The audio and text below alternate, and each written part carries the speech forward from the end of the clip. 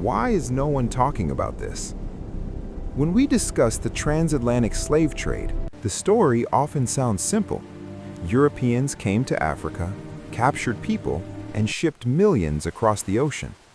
But history is more complicated than that. So here's the uncomfortable question.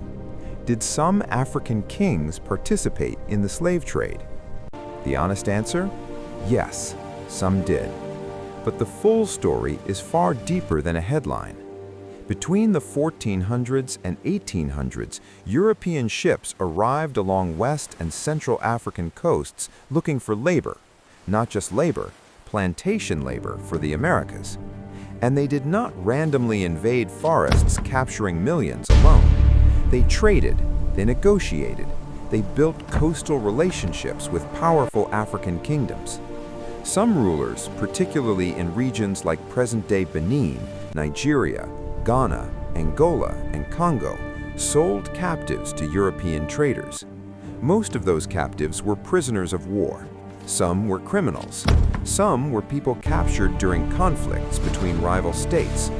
Slavery already existed in parts of Africa, but it was not based on race, it was not automatically lifelong, and it was not industrial. What developed in the Americas was different.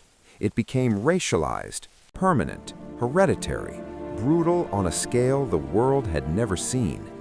So what changed? Demand.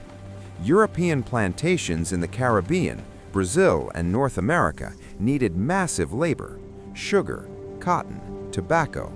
The demand exploded, and with that demand came guns.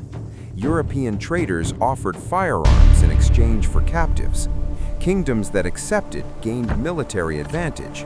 Those that refused sometimes became vulnerable. A dangerous cycle formed. War created captives. Captives were traded for weapons. Weapons fueled more war. But here's something important that rarely gets said.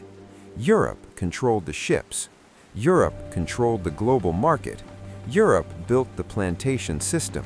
Europe created the racial ideology that justified enslaving millions permanently.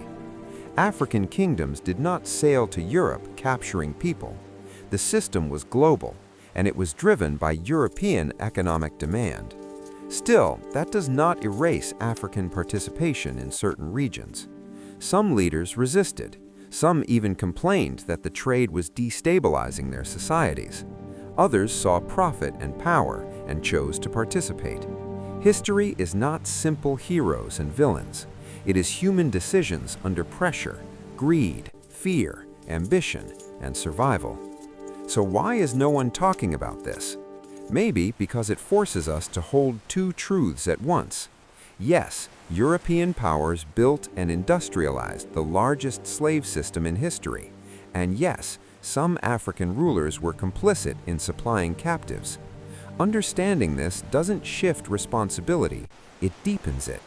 Because the real lesson isn't about blame, it's about what happens when profit becomes more valuable than human life, and how easily entire societies can be pulled into systems that destroy millions. History is uncomfortable, but ignoring it doesn't change it. Learning from it might. What do you think? Were African kings victims of global pressure or complicit in the system? Drop your thoughts below and follow for more untold history.